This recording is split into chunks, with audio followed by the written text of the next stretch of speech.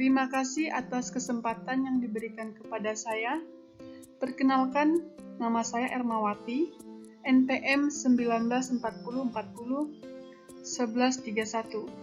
Baiklah, di sini saya akan mempresentasikan materi tentang leader masa depan. Sebelum ke pembahasan, di sini ada 4 leader masa depan. Yang pertama, kita menuju masyarakat pengetahuan. Yang kedua, bagaimana memimpin knowledge workers. Yang ketiga, bahasa politik untuk menjalankan organisasi bisnis. Dan yang keempat, atribut yang perlu dimiliki oleh seorang leader. Yang pertama, kita menuju masyarakat pengetahuan. Jadi menurut Peter, kita ini sedang menuju masyarakat pengetahuan, di mana suatu masyarakat yang dalamnya itu knowledge workers yang akan dominan dan menghasilkan produk dan jasa untuk memenuhi kebutuhan masyarakat. Jadi, sebagai masyarakat pengetahuan, pertumbuhan masyarakat ini maju melahirkan kelompok-kelompok masyarakat yang mandiri. Nah, jadi sejak pertengahan abad ke-20, masyarakat mulai menggeser teknologi yang digunakan untuk memenuhi kebutuhan produk dan jasanya, dari hard automation ke smart teknologi. Nah, smart teknologi hanya akan produktif jika dioperasikan oleh smart workers. Nah, perubahan ke smart teknologi ini menimbulkan revolusi manajemen. Dengan adanya revolusi manajemen tersebut, peran manajer berubah menjadi bertanggung jawab atas penerapan dan kinerja pengetahuan. Yang kedua, yaitu bagaimana memimpin knowledge workers. Jadi, karakteristik tugasnya merupakan knowledge ke dalam pembuatan produk dan penyediaan jasa dengan menggunakan smart teknologi. Jadi, knowledge workers ini tidak dapat dikelola dengan menggunakan kekuasaan dan kontrol secara fisik atau dengan menggunakan aturan.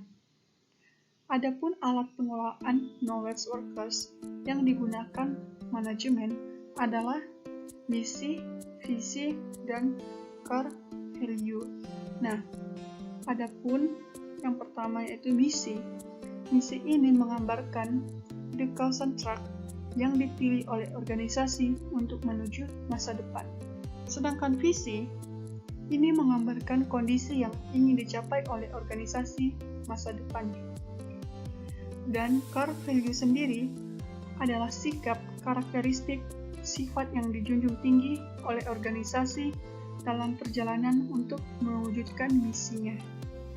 Nah, knowledge workers sebagai pekerja yang dapat mengaplikasikan pengetahuannya dan kemampuannya. Jadi, berkembang berdasarkan pengalaman. Nah, untuk memecahkan solusi yang kompleks dalam lingkungan yang berbasis pada sebuah pengetahuan. Yang ketiga, yaitu bahasa politik untuk menjalankan organisasi bisnis. Yang pertama yaitu subsidiarity. Jadi, prinsip subsidiarity ini mengajarkan bahwa badan yang lebih tinggi kedudukannya itu tidak boleh mengambil tanggung jawab yang dapat dan harus dilaksanakan oleh badan yang berkedudukan lebih rendah. Nah, ini tugas leader dalam kondisi subsidiarity ini adalah memastikan individu atau kelompok. Jadi, lembaga sosial ini tidak terlalu penting. Nah, contohnya seperti rekreasi. Yang kedua yaitu parent authority. Jadi dalam organisasi bisnis ini kekuasaan berasal dari kedudukan seseorang. Nah, dalam organisasi masa depan jabatan dan peran yang disandang oleh seseorang tidak banyak, artinya sampai dengan ia membuktikan kendala profesionalnya. Jadi leader perlu waktu untuk membuktikan bahwa dirinya itu memiliki kendalaan profesional gitu. Yang selanjutnya virtuality. Nah, virtuality ini berarti mengelola orang yang tidak dapat dilihat dan tidak dapat dikendalikan secara rinci, karena perusahaan berusaha menghasilkan suatu customer value terbaik dengan core kompetensi yang dimilikinya.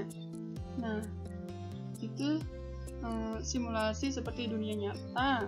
Jadi hasil dari imajinasi, misalnya suasana di sebuah kastil atau kerajaan.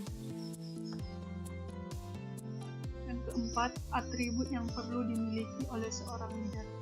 Yang pertama, leader perlu memiliki keyakinan diri yang kuat, namun harus diimbangi dengan kemampuan untuk mempertanyakan kembali keyakinannya. Jadi, pemimpin yang memiliki keyakinan itu akan menciptakan hubungan dengan kepastian untuk semua orang. Nah, ketika seorang pemimpin yakin melakukan hal yang baik, maka tanpa disadarinya, semua orang di sekitarnya akan ikut menyerap keyakinan ini dan menyertai keadaan emosional mereka.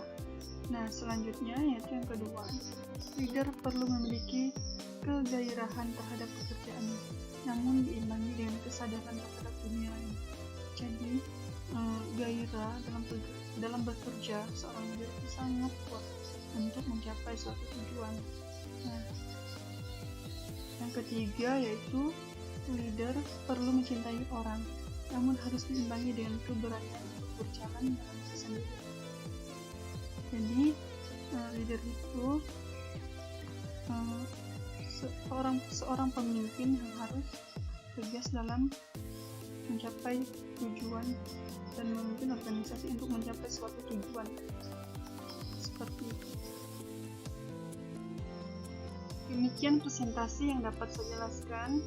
Sekian dan terima kasih.